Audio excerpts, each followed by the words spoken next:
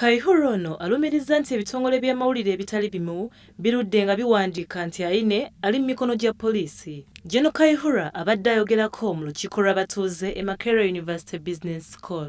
Kaihura ono agamba nti munyiivu nnyo eri bannamawulire abataakola mulimu gwabwe na buvunaanyizibwa okutuuka okumusibako amatu g'embuzi okumuliisa engo.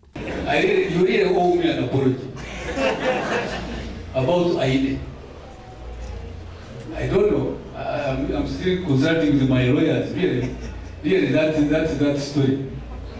Even including fabricating a dead body. Can you imagine? That one killed you.